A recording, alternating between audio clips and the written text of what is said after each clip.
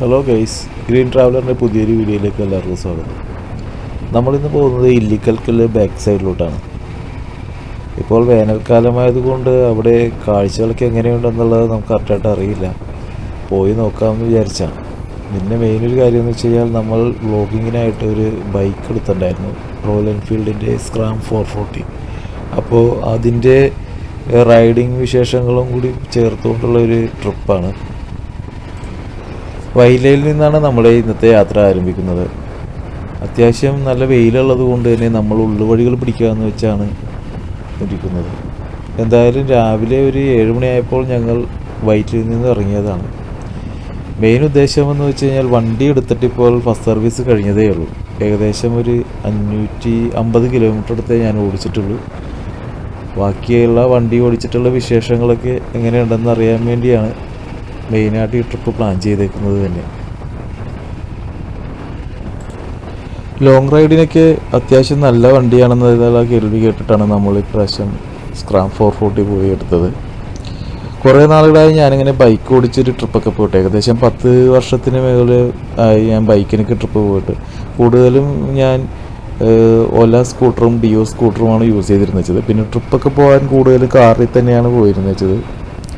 അപ്പോൾ ഇങ്ങനെ ഇടയ്ക്ക് ഒറ്റയ്ക്ക് സോളോ ഒക്കെ അടിക്കാൻ വേണ്ടിയാണ് ഞാനിപ്പോൾ റോയൽ എൻഫീൽഡിൻ്റെ സ്ക്രാം 440 എടുത്തേക്കുന്നത്. ഏകദേശം 550 കിലോമീറ്റർ അടുത്ത് ഞാനിപ്പോൾ വണ്ടി ഓടിച്ചത് വെച്ച് പറയുകയാണെങ്കിൽ എനിക്കങ്ങനെ വണ്ടിക്ക് നെഗറ്റീവ് അഭിപ്രായങ്ങളൊന്നുമില്ല.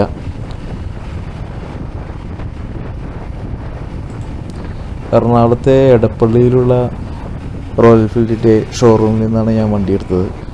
അവിടെ നിന്ന് ഇപ്പോൾ ഫസ്റ്റ് സർവീസും കഴിഞ്ഞ് പിറ്റേ ദിവസം തന്നെ ഞങ്ങൾ ഇല്ലിക്കൽക്കല്ലിലേക്കുള്ള യാത്ര ആരംഭിച്ചിരിക്കുകയാണ്. ഇന്നത്തെ ട്രിപ്പിലൂടെ വണ്ടിയുടെ പോരായ്മകളും കാര്യങ്ങളൊക്കെ ഓടിച്ച് നോക്കി അറിയാം എന്നുള്ള രീതിയിലാണ് നമ്മൾ ഈ ചെറിയൊരു ട്രിപ്പ് പ്ലാൻ ചെയ്തേക്കുന്നത്.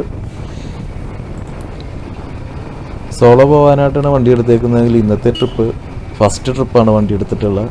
അങ്ങനെ അത് ഒറ്റക്കല്ല പോകുന്നത്, എൻ്റെ പുറകിൽ എൻ്റെ ഇളയ മകനുണ്ട്. പിന്നെ വേറെ 3 ബൈക്കിൽ വേറെ ആളുകളുമുണ്ട്. അപ്പോൾ ഞങ്ങൾ രാവിലെ ഒരു 7 മണിക്ക് ആരംഭിച്ച യാത്രയാണ്. ഒരു 8 മണി 9 മണി ആയപ്പോൾ നമ്മൾ ഏകദേശം പാലാ സിറ്റിക്കടുത്ത് എത്തിയിരിക്കുന്നു. പുതിയ വണ്ടി ആയതുകൊണ്ട് തന്നെ അധികം സ്പീഡൊന്നും കയറ്റാതെ പയ്യാണ് ഓടിച്ച് വരുന്നത്. അതുമല്ല, കുറേ നാളുകളായി ഞാൻ ബൈക്ക് അങ്ങനെ യൂസ് ചെയ്യൽ കുറവായിരുന്നു. അതുകൊണ്ട് തന്നെ ഒരു മിനിമം സ്പീഡിലാണ് വണ്ടി ഓടിച്ച് വരുന്നത്. ഒരു 60-65 സ്പീഡിലൊക്കെയാണ് ഏറ്റവും കൂടുതൽ ഇപ്പോൾ വണ്ടി ഇത്ര നേരം ഓടിച്ചിട്ടുള്ളത്. ഉള്ളുവഴികളിലൂടെ തന്നെ വന്നുകൊണ്ടിരിക്കുന്നതുകൊണ്ട് അതിൽ തിരക്കും കാര്യങ്ങളും കുറവാണ്. പിന്നെ വെയിലൊന്നും ആയിട്ടില്ല. ഇനി മുൻപോട്ട് പോകുന്നതോറും എങ്ങനെയാണെന്ന് അറിയാൻ പാടില്ല. അവിടുത്തെ ക്ലൈമറ്റ് എങ്ങനെയാണെന്നുള്ളൊരു പിടിയുമില്ലാതെയാണ് ഇപ്പോൾ അങ്ങോട്ട് പോയിക്കൊണ്ടിരിക്കുന്നത്.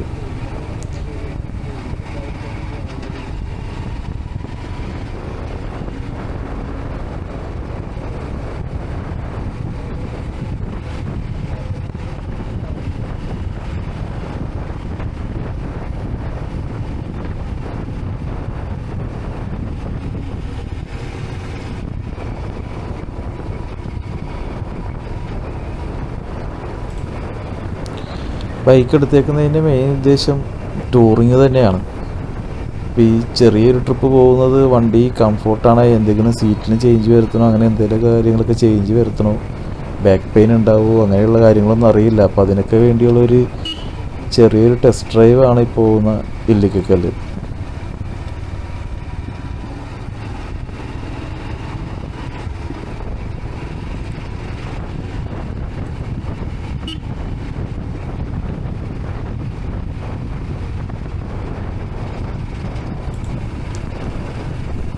നമ്മൾ വൈറ്റിലെ മുളന്തുരുത്തി, പിറവം, പാല, ഈരാറ്റുപേട്ട വഴിയാണ് ഇല്ലിക്കൽ ബാക്ക് സൈഡിലോട്ട് പോകുന്നത്. ഈ വഴിയാണ് പോകുന്നതെങ്കിലും മെയിൻ ഹൈവേ വഴിയല്ല പോയിക്കൊണ്ടിരിക്കുന്നത്. മിക്ക സ്ഥലങ്ങളിലും ഉള്ളുവഴി ചേർന്നുള്ള പോക്കായിരുന്നു കൂടുതലും. ഇല്ലിക്കൽ ബാക്ക് സൈഡിൽ ഞങ്ങൾ ഏകദേശം ഒരു 10:30 ടൈം കൊണ്ട് എത്തുമെന്നാണ് പ്രതീക്ഷിക്കുന്നത്. ഈ ഒരു ക്ലൈമറ്റ് വെച്ച്, ഇവിടുത്തെ ക്ലൈമറ്റ് വെച്ച് നോക്കുകയാണെങ്കിൽ അവിടെയും വെയിലാണെന്നുണ്ടെങ്കിൽ നമുക്ക് അവിടെ ചെല്ലുമ്പോൾ വലിയ ക്ലൈമറ്റൊന്നും കിട്ടില്ല എന്നുള്ള പ്രതീക്ഷയാണ് തോന്നുന്നത്. പിന്നെ മെയിൻ ലക്ഷ്യം വണ്ടി ഓടിച്ച് നോക്കുക എന്നുള്ളതായതുകൊണ്ട് അങ്ങോട്ട് പോകാൻ തന്നെയാണ് പ്ലാൻ. അവിടെ ചെന്നിട്ട് ക്ലൈമറ്റ് കുറവാണെങ്കിൽ വേറെ ഏതെങ്കിലും സ്പോട്ടിലോട്ട് പോകണമെന്നുണ്ട്. അത് ബാക്കിയൊക്കെ അവിടെ ചെന്നിട്ട് നോക്കാം.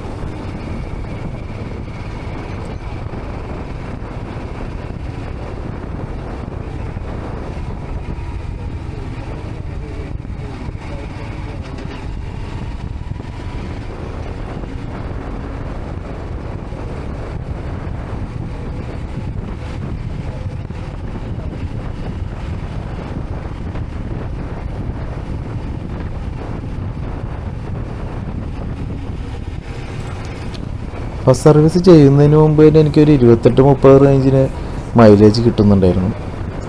പിന്നെ ഈ പോകുന്ന ട്രിപ്പിൽ മൈലേജ് ഒന്നും കൂടി നോക്കണം, ഫസ്റ്റ് സർവീസ് കഴിഞ്ഞിട്ടുള്ള മൈലേജ് ഒന്നും കൂടി നോക്കണം എന്നുള്ളൊരു പ്ലാനിലാണ് പോയിക്കൊണ്ടിരിക്കുന്നത്.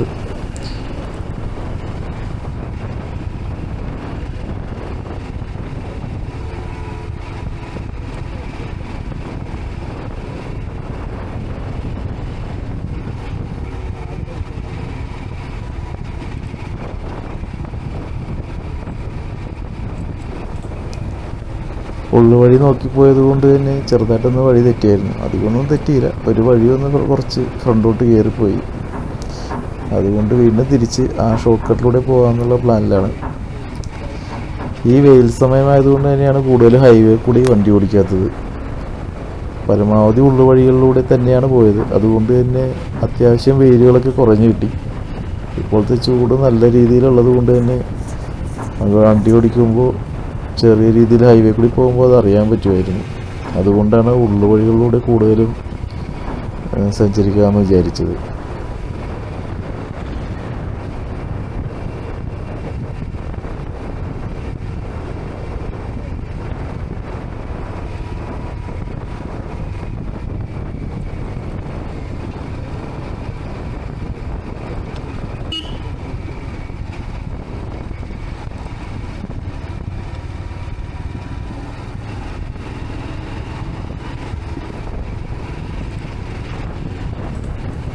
ഇങ്ങനത്തെ ഉള്ളുവഴികളിലൊക്കെ കൂടി പോകുമ്പോൾ നമുക്ക് നല്ല കാഴ്ചകളൊക്കെ കാണാൻ പറ്റും. കുറേ നല്ല നല്ല വീടുകളിരിക്കുന്ന സ്ഥലങ്ങളും അങ്ങനെയുള്ള കുറേ കാര്യങ്ങളൊക്കെ കറക്റ്റായിട്ട് നമുക്ക് കാണാൻ പറ്റും. പിന്നെ വലിയ തിരക്കും കിട്ടാറില്ല. പിന്നെ പല പല റോഡുകളിലൂടെ നമുക്ക് വണ്ടി ഓടിച്ച് പരീക്ഷിക്കുകയും ചെയ്യാം.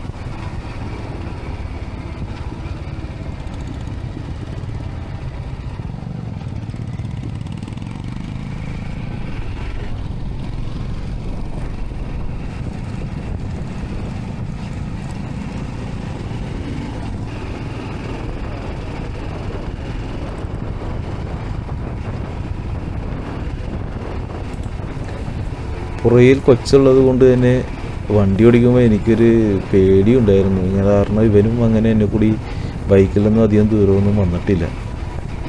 അപ്പോൾ ഉറക്കം വരുമോ എന്നുള്ളൊരു പേടി എനിക്കുണ്ടായിരുന്നു. അപ്പോൾ ഞാൻ ഇടയ്ക്കിടയ്ക്ക് പുള്ളീനെ മിററിലൂടെ ശ്രദ്ധിച്ചുകൊണ്ടൊക്കെ ഇരിക്കുകയായിരുന്നു.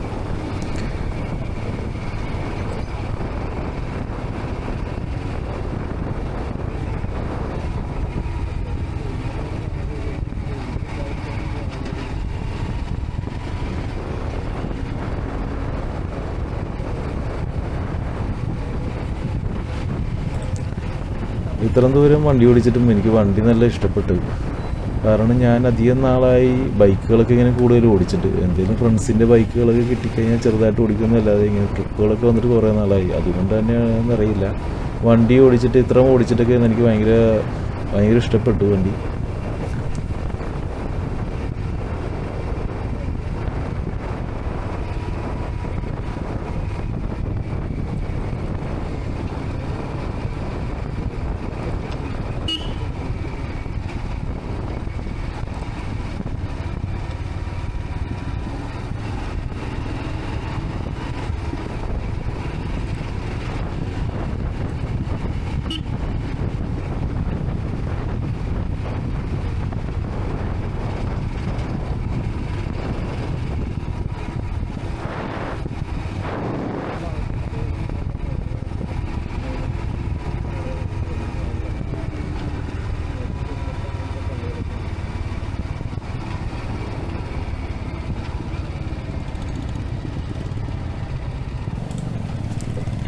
ഇതിൻ്റെ ഇടയ്ക്ക് ഞങ്ങൾ പിറവത്തൊരു ഉള്ളിലുള്ള ഒരു കടയിൽ നിന്ന് ഹോട്ടലിൽ നിന്ന് ഫുഡൊക്കെ കഴിച്ചായിരുന്നു.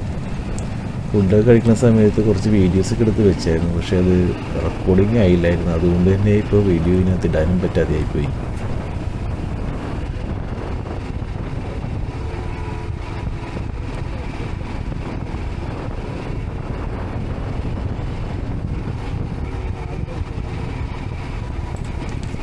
വ്ളോഗിങ് പരിപാടികളൊക്കെ സ്റ്റാർട്ട് ചെയ്ത് ഇങ്ങനെ സെറ്റായി വരുന്നതുകൊണ്ട് കുറേ മിസ്റ്റേക്കുകളൊക്കെ ഇങ്ങനെ വരുന്നുണ്ട്. ചില സ്ഥലത്ത് വെച്ച് മൈക്ക് ഓൺ ചെയ്യാതെ കുറേ സംസാരിച്ചിട്ടൊക്കെ പോവുകയുണ്ടായി. പിന്നെ മൈക്കിൻ്റെ സെറ്റിങ്സൊക്കെ വേറെ കിടക്കുകയായിരുന്നു. അങ്ങനെ കുറേ പ്രശ്നങ്ങളൊക്കെ ഈ വ്ളോഗിങ് സംബന്ധമായി ഒന്ന് റെഡിയാക്കി എടുക്കാനുണ്ട്.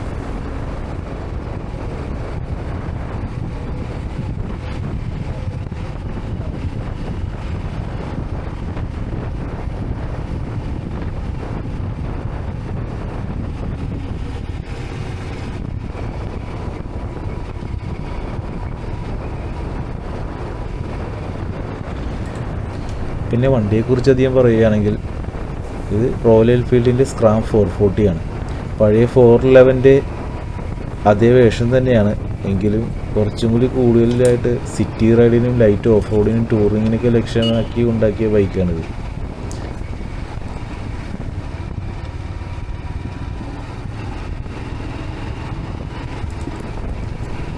സിക്സ് ഗിയർ ഉള്ളത് കൊണ്ട് തന്നെ 5 ഗിയർ ഇട്ട് കഴിഞ്ഞിട്ട് 6ാമത്തെ ഗിയറിലോട്ട് ഇട്ട് കഴിഞ്ഞാൽ ഒരു മിനിമം സ്പീഡിലൊക്കെ ആണെങ്കിൽ വലിയ സ്മൂത്തായിട്ട് തന്നെ വണ്ടി ഓടിച്ച് പോകാവുന്നതാണ്. 443 cc air cooled single cylinder എഞ്ചിനാണ് ഇതിൻ്റെ. ഏകദേശം 25 bhp പവറും 34 Nm ടോർക്കുമാണ് വണ്ടിക്ക് കൊടുത്തേക്കുന്നത്. 411 5 സ്പീഡ് ഗിയർ ആയിരുന്നു, അതിപ്പോൾ 440 ആയപ്പോൾ 6 സ്പീഡ് ഗിയർ ആക്കിയിട്ടുണ്ട്.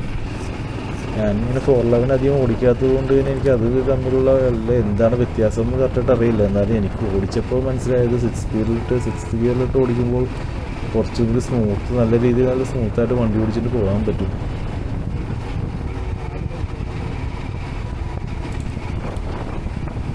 പിന്നെ നമുക്ക് പ്രത്യേകിച്ച് ഒരു ഗുണം എന്നുള്ളതെന്ന് വെച്ച് കഴിഞ്ഞാൽ ABS ബ്രേക്ക് ഓഫ് ചെയ്യാനുള്ളൊരു ഓപ്ഷൻ ഇതിനകത്തുണ്ട്. നമ്മൾ ഈ ഓഫ് റോഡ് കൂടുതൽ പോകുമ്പോൾ ചെറിയ സ്ക്രാമ്പിളൊക്കെ ചെയ്യാൻ വേണ്ടിയൊക്കെ ആയിട്ട് ABS ബ്രേക്കിംഗ് സിസ്റ്റം ഓഫ് ചെയ്തിട്ട് നമുക്ക് വണ്ടി ഓടിക്കാനുള്ള ഒരു സ്വിച്ച് ഇതിനകത്ത് ഇപ്പോൾ അവൈലബിൾ ആണ്. പിന്നെ ഹൈറ്റ് കുറഞ്ഞവർക്ക് 440 കുറച്ചും കൂടി നല്ലൊരു കംഫോർട്ടാണ്. ഒരു ചെറിയ രീതിയിൽ അവർ സീറ്റ് ഹൈറ്റ് അഡ്ജസ്റ്റ് ചെയ്തിട്ടുണ്ട് 411 വെച്ച് അപേക്ഷിച്ച് നോക്കുമ്പോൾ. പിന്നെ ഓഫ് റോഡിങ്ങിനൊക്കെ ചെറിയ രീതിയിൽ കുഴപ്പമില്ലാത്ത രീതിയിൽ അഡ്വഞ്ചർ ചെയ്യാൻ പറ്റിയ വണ്ടിയാണെന്ന് പറയാൻ പറ്റുള്ളൂ. അപ്പോൾ നമ്മൾ കൂടുതൽ ഓഫ് റോഡും റൈഡുകളൊക്കെ ഇനി ഭാവിയിൽ പോയിട്ട് വേണം അതിനെക്കുറിച്ചുള്ള ഡീറ്റെയിൽ കാര്യങ്ങളൊക്കെ പറയാൻ. എന്തായാലും ബാക്കി വണ്ടി ഓടിച്ച് ഒരു 2-3 ട്രിപ്പൊക്കെ പോയി കഴിയുമ്പോൾ ബാക്കി ഡീറ്റെയിലൊക്കെ ഞാൻ വണ്ടിയുടെ കറക്റ്റായിട്ടുള്ള കാര്യങ്ങളൊക്കെ ഞാൻ പറയാവുന്നതാണ്.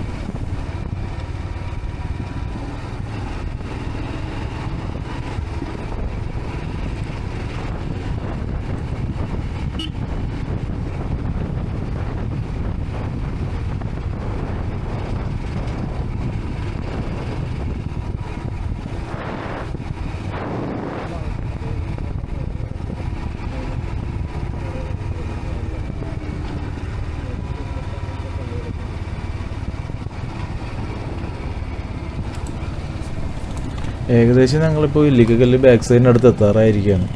ശരിക്കും പറഞ്ഞു കഴിഞ്ഞാൽ എറണാകുളത്തുള്ളവർക്ക് കോട്ടയത്ത് പോയി ഇല്ലിക്കക്കല്ലൊക്കെ കണ്ടിട്ട് വെളുപ്പിനൊക്കെ ഇറങ്ങിയാണെങ്കിൽ ഒരു ഉച്ചയോട് തന്നെ തിരിച്ച് വീട്ടിലെത്താവുന്നതാണ്.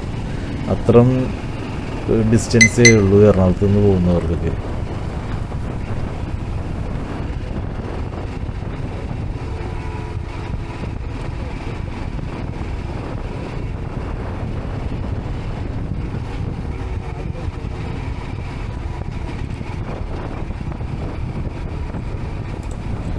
ഇല്ലിക്കക്കല്ല് പോയി കഴിഞ്ഞാൽ വേണമെങ്കിൽ നമുക്ക് വാഗമണ്ണോ അല്ലെങ്കിൽ അവിടെ നിന്ന് തിരിച്ചിറങ്ങിക്കഴിഞ്ഞാൽ പൂഞ്ചിറ അങ്ങനെ കാണാൻ പറ്റിയ കുറേ സ്ഥലങ്ങളുണ്ട്. ഇപ്പോൾ നമുക്ക് വൺ ഡേ ട്രിപ്പിലാണെങ്കിൽ തന്നെ ഇതൊക്കെ ഉൾപ്പെടുത്തി കഴിഞ്ഞാൽ തന്നെ രാവിലെ ഇറങ്ങിയാൽ നമുക്കൊരു രാത്രി 8-9 മണിയൊക്കെ ആകുമ്പോൾ തന്നെ വീട്ടിലെത്താവുന്ന രീതിയിൽ നമുക്ക് പോയിട്ട് വരാവുന്നതാണ്.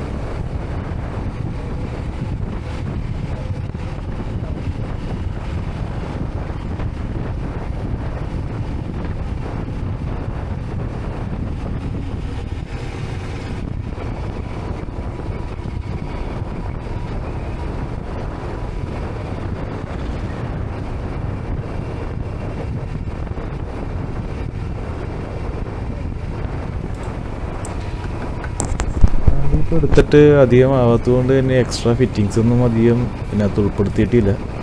പയ്യെ കുറേ സാധനങ്ങളൊക്കെ കയറ്റിക്കൊണ്ടിരിക്കണം എന്നുള്ളതാണ് വിചാരം. ഇപ്പോൾ വണ്ടിയിൽ ആകെ എക്സ്ട്രാ ചെയ്തിട്ടുള്ളത് ബാക്കിലൊരു ടോപ്പ് ബോക്സ് വെച്ചിട്ടുണ്ട്. ഇനി പയ്യെ ഒരു വൈൻഷീൽഡും ഹാൻഡിൽ ഗാർഡും അങ്ങനെ കുറച്ച് കാര്യങ്ങളൊക്കെ എക്സ്ട്രാ പിടിപ്പിക്കാനുള്ള പ്ലാനിലാണ്. ഈ ചെറിയ ട്രിപ്പുകളൊക്കെ ആദ്യം പോയി കഴിഞ്ഞിട്ട് ഒരു ലോങ് ട്രിപ്പ് കുറച്ച് ദൂരത്തേക്ക് പോകാമെന്നുള്ളൊരു പ്ലാനിലൊക്കെയാണ് വണ്ടി എടുത്തേക്കുന്നത്. അതെല്ലാം വീഡിയോ ആയിട്ട് യൂട്യൂബിൽ അപ്ലോഡ് ചെയ്യുന്നതായിരിക്കും.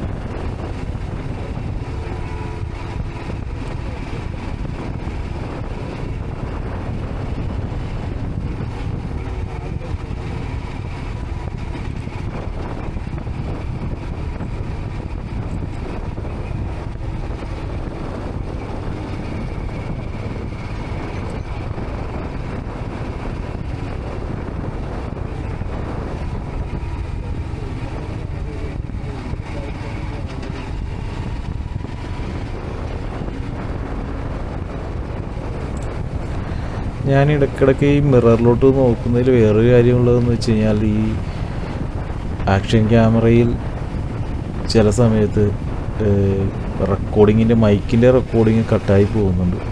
അത് എന്താണെന്ന് അറിയില്ല. ഞാൻ പോർട്ടോണിക്സിൻ്റെ വ്ളോഗ് മേറ്റ് 3 ആണ് യൂസ് ചെയ്യുന്നത്.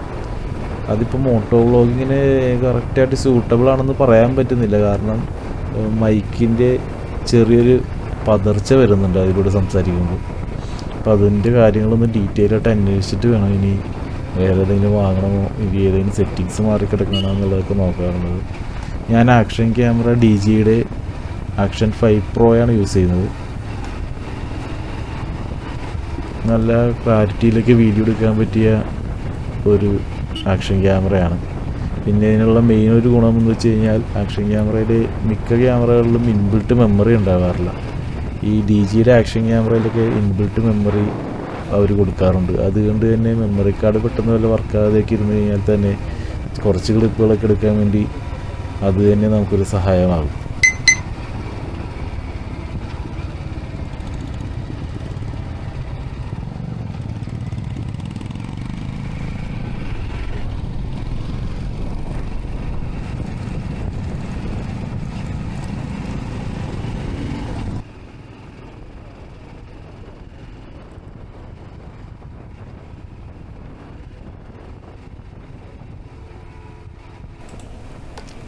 ഇല്ലിക്കക്കല്ലിലേക്ക് ആ റൈറ്റാണെന്നാണ് പോകുന്നത്. അവിടെ എഴുതി വെച്ചിട്ടുണ്ട്. പക്ഷേ എൻ്റെ മുമ്പിലുള്ള ബൈക്ക് റൈഡേഴ്സൊക്കെ ഫ്രണ്ടിൽ നേരെ തന്നെ പോയിരിക്കുകയാണ്.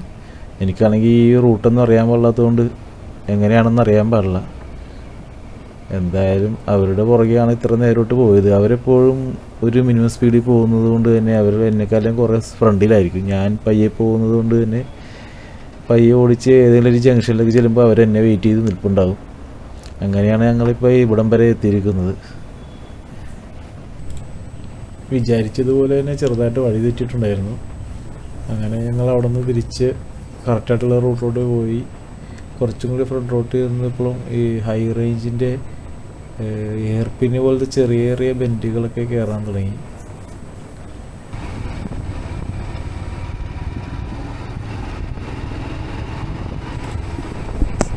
മുകളിലെത്തിയപ്പോൾ അത്യാവശ്യം നല്ല രീതിയിൽ തന്നെ തണുപ്പൊക്കെ തുടങ്ങിയിരുന്നു. വെയിലുണ്ടെങ്കിലും അത്യാവശ്യം തണുത്ത കാറ്റൊക്കെ ഉണ്ടായിരുന്നു. അതുകൊണ്ട് തന്നെ വണ്ടി ഓടിക്കുമ്പോൾ വലിയ പ്രശ്നങ്ങളൊന്നും ഉണ്ടായിരുന്നില്ല.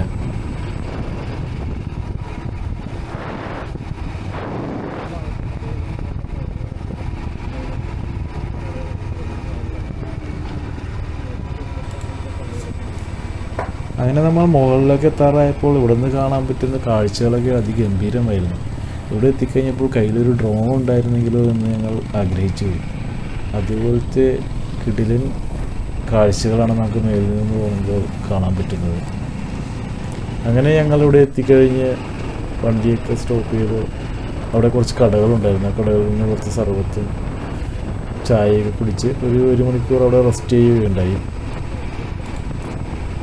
അങ്ങനെ നമ്മൾ 1 മണിക്കൂർ ഏകദേശം ഇവിടെ നിന്ന് കഴിഞ്ഞപ്പോൾ ചൂട് ഭയങ്കര കൂടുതലായതുകൊണ്ട് തന്നെ മല കയറാനുള്ള പ്ലാനൊക്കെ നമ്മളങ്ങനെ ഉപേക്ഷിച്ചു. അങ്ങനെ അടുത്തുള്ള ഏതെങ്കിലും വെള്ളച്ചാട്ടത്തിൽ അങ്ങനെ എവിടെയെങ്കിലും പോകാമെന്ന് വിചാരിച്ചിരുന്നപ്പോൾ കട്ടിക്കയം അങ്ങനെ എന്തോ വാട്ടർഫോൾസ് അടുത്തുള്ളതായിട്ട് ഗൂഗിൾ മാപ്പിൽ കണ്ടത്. അങ്ങനെ നേരെ അങ്ങാട് പോകാമെന്നുള്ള പ്ലാനിലായി തിരിച്ച്. ഇവിടം വരെ വന്നു കഴിഞ്ഞപ്പോഴൊന്നും വണ്ടിക്ക് അങ്ങനെ പ്രത്യേകിച്ച് പ്രശ്നങ്ങളൊന്നും ഉണ്ടായിരുന്നില്ല. അങ്ങനെ നമ്മൾ വണ്ടിയുടെ കുറച്ച് ഡീറ്റെയിൽ ആയിട്ടുള്ള ഒരു വീഡിയോ ഇവിടെ നിന്ന് എടുക്കുകയുണ്ടായി. ഡീറ്റെയിൽ ആയിട്ടുള്ള ചെറിയൊരു വീഡിയോ ഒക്കെ എടുത്തിട്ട് പിന്നെ നമ്മൾ ഹൈ റേഞ്ചൊക്കെ ഒന്നും കൂടി ഓടിച്ച് നോക്കി 2-3 വീഡിയോ ഒക്കെ എടുത്തു. അത് കഴിഞ്ഞ് നേരെ കട്ടിക്കയം വാട്ടർഫോൾസിൻ്റെ അങ്ങാടൊക്കെ യാത്ര തിരിച്ചു.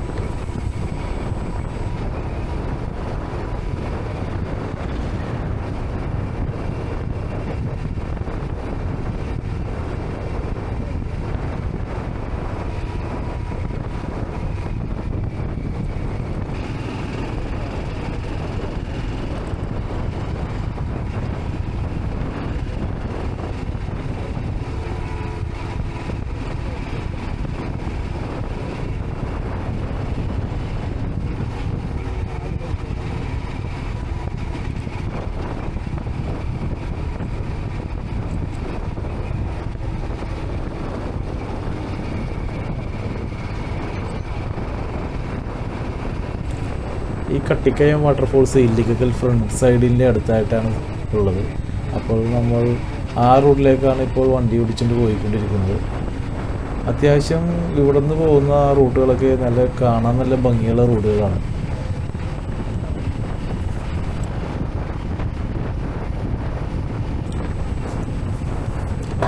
ഈ ചെറിയ കയറ്റങ്ങളൊക്കെ നമ്മുടെ വണ്ടി സെക്കൻഡ് ഗിയറിൽ തന്നെ അത്യാവശ്യം എല്ലാ കയറ്റങ്ങളും കയറി പോകുന്നുണ്ടായിരുന്നു. തേർഡിൽ സെക്കൻഡിലൊക്കെ ആയിട്ട് ഫുൾ കയറ്റം അവിടം വരെ എത്തിയിട്ടുണ്ടായിരുന്നു. അത്രയ്ക്കുള്ള കയറ്റങ്ങളൊക്കെ ഈ ഇല്ലിക്കക്കല്ല് ഭാഗത്തൊക്കെ ഉള്ളൂ.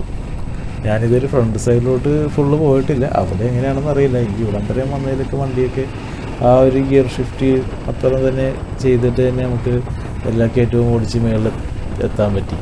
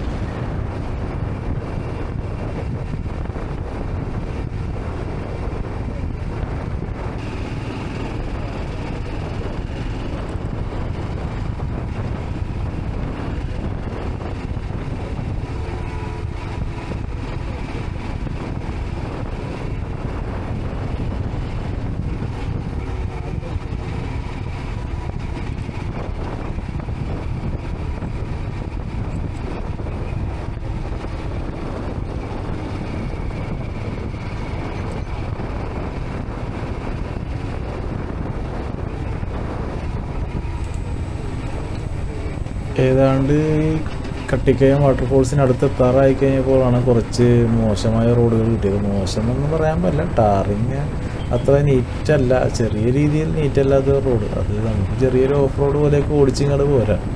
അങ്ങനെ നമ്മൾ ചെന്നെത്തിയത് അവരുടെ പാർക്കിംഗ് ഏരിയയിലാണ്. ഇവിടെ ടിക്കറ്റ് എടുത്ത് പാർക്കിംഗ് ചെയ്തിട്ട് വേണം നമുക്ക് മേലോട്ട് നടന്ന് വേണം പോകാൻ. അങ്ങോട്ട് ഇനി ബൈക്കൊന്നും അലോഡല്ല. ഏകദേശം 700 മീറ്ററോളം നടക്കാനുണ്ടെന്നാണ് അവർ പറഞ്ഞത്.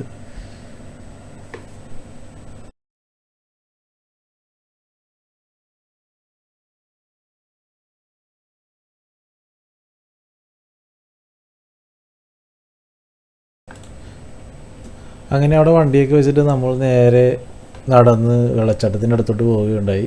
അങ്ങനെ കുറച്ച് ദൂരം എത്തിക്കഴിഞ്ഞപ്പോൾ അവിടെ ഒരു കട കാണാൻ പറ്റി. ആ കടയാണ് വെള്ളച്ചാട്ടത്തിലേക്ക് എത്തുന്നതിൻ്റെ ലാസ്റ്റ് ഉള്ളൊരു കട. അവിടെ നിന്ന് നമുക്ക് അത്യാവശ്യം ബ്രെഡ് ഓംപ്ലേറ്റ്, കടികൾ, വെള്ളം അങ്ങനെയൊക്കെ സാധനങ്ങളൊക്കെ വാങ്ങിക്കാൻ പറ്റിയൊരു ലാസ്റ്റ് കടയാണത്. അവിടെ നിന്ന് ഞങ്ങൾ കുറച്ച് വെള്ളമൊക്കെ വാങ്ങിച്ചിട്ട് പിന്നെ നേരെ അടിയിലോട്ട് വെള്ളച്ചാട്ടത്തിന് അങ്ങോട്ട് പോവുകയുണ്ടായി. ആദ്യമായിട്ടാണ് ഈ വെള്ളച്ചാട്ടത്തിൻ്റെ ഏരിയയിലോട്ട് വരുന്നത് കൊണ്ട് ഇത് എവിടെയാണ് എങ്ങനെയാണെന്നൊന്നും അറിയാൻ പാടില്ലായിരുന്നു. കുറച്ചും കൂടി അങ്ങനെ നടന്നു കഴിഞ്ഞപ്പോൾ ചില ഇടങ്ങളിൽ സ്റ്റെപ്പുകളായിട്ടൊക്കെ പാറയുടെ ഇടയിലൊക്കെ ഉണ്ടായിരുന്നു.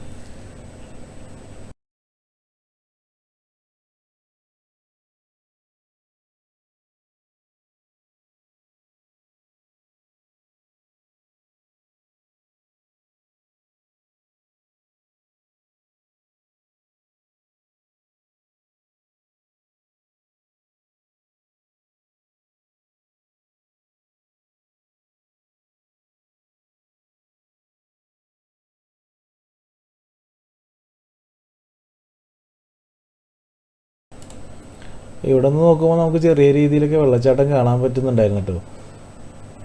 അവിടെ ആൾക്കാർ കുളിക്കുന്നത്, ആൾക്കാർ നിൽക്കുന്നതൊക്കെ ഇവിടെ നിന്ന് ചെറിയ രീതിയിൽ കാണാൻ പറ്റും. അങ്ങനെ ഞങ്ങൾ ഫ്രണ്ടോട്ട് കുറച്ചും കൂടി നടന്നു കഴിഞ്ഞപ്പോൾ ചെറിയ രീതിയിൽ റിസ്ക്കുള്ള വഴികളാണ് അങ്ങോട്ട് കണ്ടത്. ലെഫ്റ്റ് സൈഡിൽ കൈവരിയും അങ്ങനെ ഒന്നുമില്ല. നമ്മൾ റൈറ്റ് ആ പാറയോട് ചേർന്ന് പോകുന്നതാണ് നമുക്ക് റിസ്ക് ഇല്ലാതെ പോകാൻ നല്ലത്. പിള്ളേരൊക്കെ ആയിട്ട് പോകുമ്പോൾ എപ്പോഴും ശ്രദ്ധിക്കേണ്ട കാര്യമാണ്. കാരണം ലെഫ്റ്റ് സൈഡിൽ ഒരു സേഫ്റ്റിയും ഇല്ലാതെയാണ് അവിടെ വെച്ചേക്കുന്നത്. അവിടെ നിന്നൊക്കെ ആരെങ്കിലും അങ്ങോട്ട് പോയി കഴിഞ്ഞാൽ നേരെ വെള്ളച്ചാട്ടത്തിൽ ചെന്ന് വീഴുകയുണ്ടാവുള്ളൂ. നല്ല രീതിയിലുള്ള ഒരു ആക്സിഡൻ്റ് ഏരിയ തന്നെയാണിത്.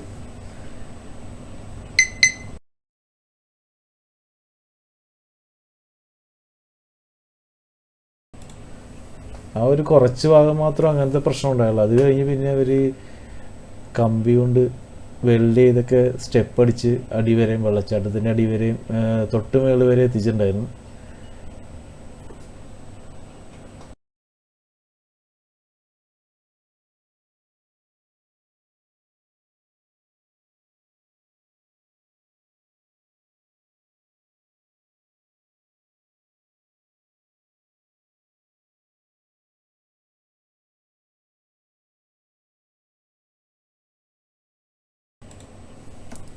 ഏതാണ്ട് 100-300ഓളം സ്റ്റെപ്പുകൾ അടുത്തുണ്ട് ഈ വെള്ളച്ചാട്ടം വരെ എത്താൻ വേണ്ടി.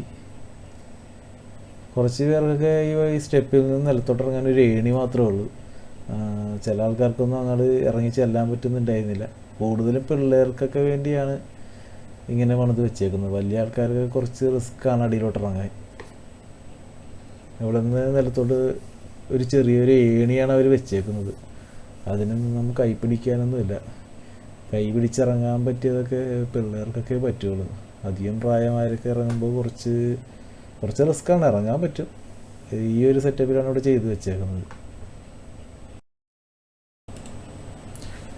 അങ്ങനെ ഒരു 2 മണിക്കൂറോളം ഞങ്ങൾ ഇവിടെ തന്നെ ഇരുന്ന് കുളിക്കുകയുണ്ടായിരുന്നു. ആ സൈഡിലൊന്നും അത്യാവശ്യം ചെറിയ രീതിയിലൊക്കെ വെള്ളം ഉണ്ടായുള്ളൂ. അതുകൊണ്ട് തന്നെ വലിയ റിസ്ക് ഒന്നും ഉണ്ടായില്ല. ഞങ്ങൾ ദൂരത്തോട്ടൊന്നും പോയില്ല. അടുത്ത് തന്നെ ഇരുന്ന് ഞങ്ങൾ കുറച്ച് നേരം കുളിക്കുകയുണ്ടായിരുന്നു. അങ്ങനെ കുളിയൊക്കെ കഴിഞ്ഞ് ഞങ്ങൾ നേരെ നമ്മളെ ഇവിടുത്തെ ട്രിപ്പ് ഇവിടെ അവസാനിക്കുകയാണ്. നേരെ വീട്ടിലോട്ട് പോവുകയാണ്. അപ്പോൾ അടുത്തൊരു വീഡിയോയുമായി വീണ്ടും കാണുന്നതുവരെ എല്ലാവർക്കും ബൈ.